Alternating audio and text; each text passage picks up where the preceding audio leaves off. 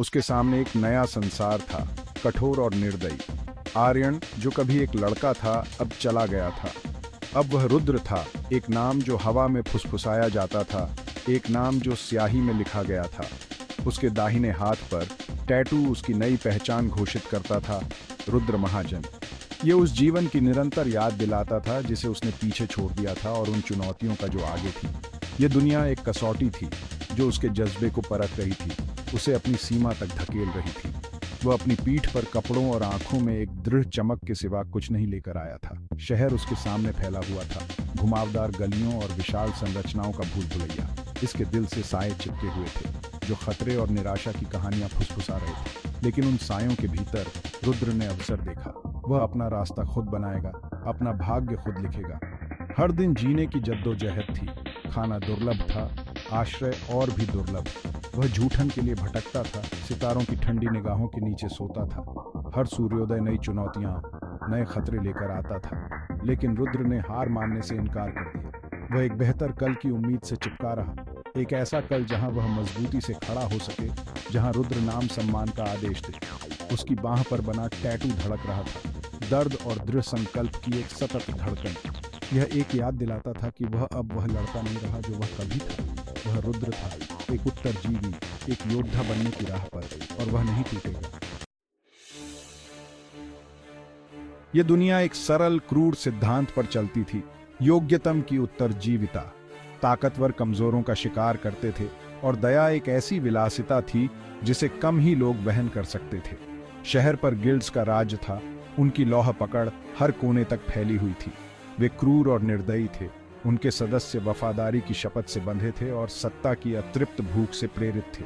रुद्र ने जल्दी ही जान लिया कि इस शहर में भरोसा एक खतरनाक खेल था। वह अपना सिर नीचा रखता था, उसकी आंखें खुली रहती थी, हर कोने में छिपे खतरों से हमेशा वाकिफ रहता था। उसने देखा, उसने सुना और उसने सीखा। उसने गिल्ड्स की गतिविधियों, उनकी ताकत और कमजोरियों, उनके जटिल पदानुक्रमों का अध्ययन किया। सड़कें एक युद्ध का मैदान थीं, जहां प्रतिद्वंद्वी गुटखूनी संघर्षों में भिड़ते थे। रुद्र इन टकरावों से दूर रहा, यह जानते हुए कि एक गलत कदम उसकी जान ले सकता है। उनकी लड़ाइयों में फंसने की उसकी कोई इच्छा नहीं थी।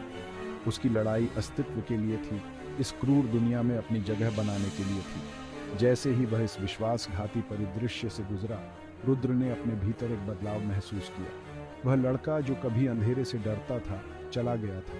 उसकी जगह रुद्र खड़ा था, विपत्ति से कठोर, उसकी इंद्रियां तेज, उसकी प्रवृत्ति निखरी हुई। वह इस कंक्रीट के जंगल में एक शिकारी बनता जा रहा था।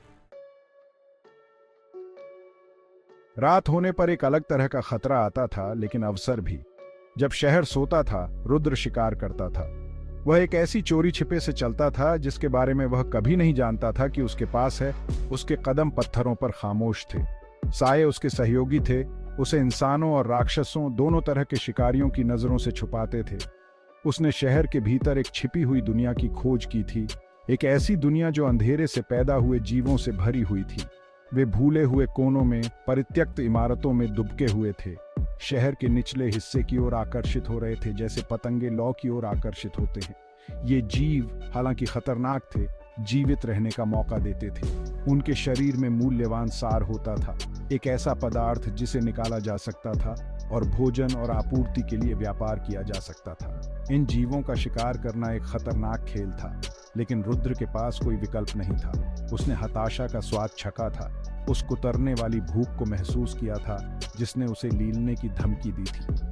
हर शिकार एक जुआ था, मौत के साथ एक नृत्य था। लेकिन हर सफल शिकार के साथ रुद्र अधिक आत्मविश्वासी होता गया। उसका कौशल पत्थर पर तेज किए गए ब्लेड की तरह तेज होता गया। वह अब शिकार नहीं था, वह शिकारी था, रात में एक साया, अंधेरे में डर का फुसफुसाहट। भाग 4। एक कठोर सबक। आत्मविश्वास एक खतरनाक चीज हो सकती है, खासकर जब वह अनुभवहीनता के साथ जुड़ी हो। रुद्र ने यह बात लेवल 1 स्लाइम के साथ अपनी मुठभेड़ के दौरान कड़े तरीके से सीखी। उसने इन प्राणियों के किस्से सुने थे, उन्हें एक झुंझलाहट से थोड़ा अधिक ही समझा था। वह खुद को साबित करने के लिए, एक आसान जीत का दावा करने के लिए उत्सुकता से आगे बढ़ा। हालांकि स्लाइम एक दुर्जय प्रतिद्वंद्वी साबित हुआ।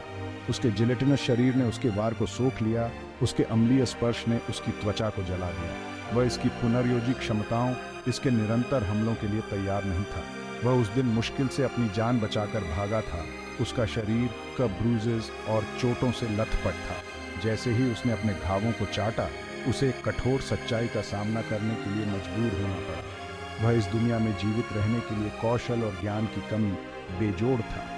स्लाइम के साथ मुठभेड़ ने रुद्र के भीतर एक चिंगारी जगा दी। उसने महसूस किया कि ताकत केवल पाश्विक बल के बारे में नहीं थी। ये कौशल, तकनीक और रणनीति के बारे में था। ये किसी के शरीर और दिमाग में महारत हासिल करने के बारे में था। उसे प्रशिक्षण, मार्गदर्शन की आवश्यकता थी।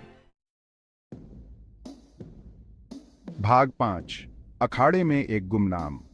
शहर में एक प्रसिद्ध मार्शल आर्ट क्लब था, एक ऐसी जगह जहां महत्वाकांक्षी योद्धा अपने कौशल को निखारते थे। किंवदंतियां वहां प्रशिक्षित करने वाले उस्तादों की बात करती थीं। उनकी तकनीक बेजोड़, उनकी बुद्धि अद्वितीय। रुद्र उनसे सीखने के लिए तरसता था, अपने नए नाम के योग्य योद्धा बनने के लिए। वह क्लब के भव्य दरवाजों के बाहर खड़ा था। उसका दिल उम्मीद और घबराहट के मिश्रण से धड़क रहा था। उसने हिम्मत जुटाई और अंदर कदम रखा। केवल निराशा ही हाथ लगी। फीस बहुत ज्यादा थी, उसके जैसे सड़क के चूहे की पहुंच से बहुत दूर। निराश होकर रुद्र शहर के अखाड़े की ओर भटक गया। ये एक ऐसी जगह थी जहां योद्धा गौरव और सिक्के के लिए लड़ते थे। उनका कौशल पूरी तरह से प्रदर्शित होता था। वह विस्मय में देखता रहा, क्योंकि अनुभवी लड़ाके एक ऐसी शोभा और शक्ति के साथ चलते थे जिसका वह केवल सपना देख सकता था। जैसे ही उसने भीड़ को देखा, उसने देखा कि उनकी निगाहें केवल चैंपियन विजेताओं का पीछा कर रही थी। जो कौशल और क्रूरता से लड़ते थे, उन्हें प्रशंसा से नवाजा गया। जो लड़खड़ा गए, जिन्होंने कमजोरी दिखाई, उनका सामना तिरस्कार और उपहास से हुआ। रुद्र ने डूबते हुए दिल से महसूस किया कि वह इस अखाड़े में अदृश्य है। वह भीड़ में बस एक और चेहरा था, एक ऐसा व्यक्ति जिसके पास देने के लिए कुछ भी नहीं था। एहसास ने डंक मार दिया, जिससे उसकी हताशा और दृढ़ संकल्प और बढ़ गया।